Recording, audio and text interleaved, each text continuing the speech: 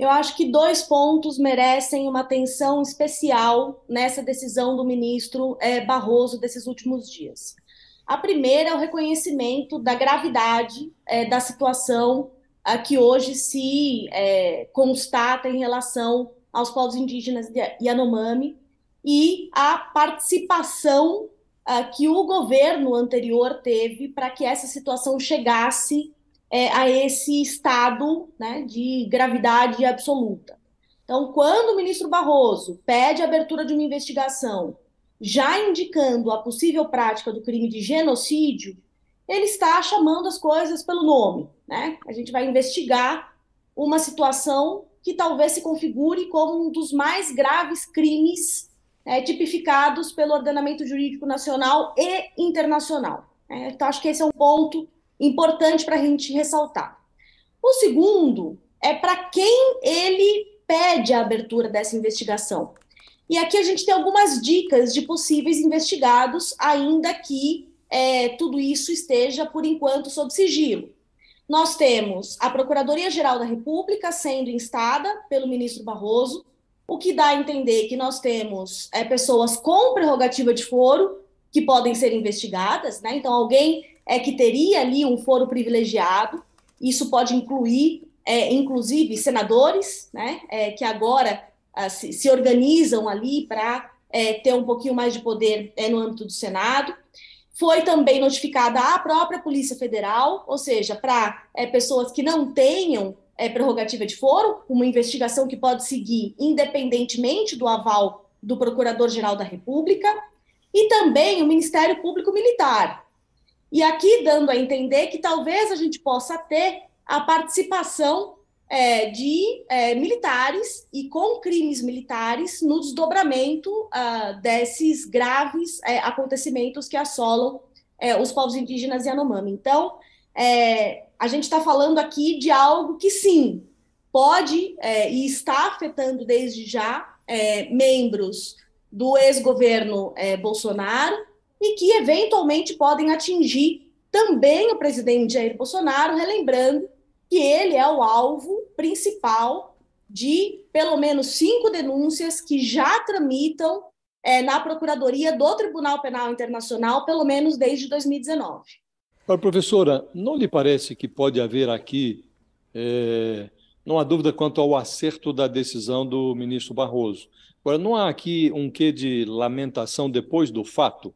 Porque o próprio ministro Barroso já havia reconhecido a gravidade desse problema quando lá atrás determinou, inclusive, que o governo desse assistência sanitária, humanitária aos Yanomami e a outras tribos durante a pandemia, já tinha tomado decisão também sobre a retirada de garimpeiros de áreas indígenas, pediu inclusive um plano, o governo deveria ter apresentado um plano para que esses garimpeiros fossem excluídos, e agora a gente constata que a ordem foi descumprida e o ministro age com um rigor extremado e acertado, mas não lhe parece que há um certo atraso? Como pode um processo em que há ordens tão peremptórias do Judiciário, estamos falando da Suprema Corte, de repente, neste processo, se verificar que as ordens não foram cumpridas? Como acontece uma coisa dessa? Perfeito, Josias. Acho que esse é um ponto muito importante para a gente entender esses últimos 4 anos. Quando a gente fala que o Brasil passou por um processo de erosão ou de ressaca democrática nesses últimos 4 anos, por um processo de autocratização que não se concluiu, a gente fala de um período onde os controles sobre o poder ficaram fragilizados. E um desses controles que ficou fragilizado para conter o poder, né, e aqui especificamente o poder do ex-governo Bolsonaro, é a contenção feita pelo Poder Judiciário. E ainda assim, a gente tem que lembrar que o Supremo Tribunal Federal foi uma das poucas instâncias que foi capaz de estabelecer algum tipo de controle ao governo.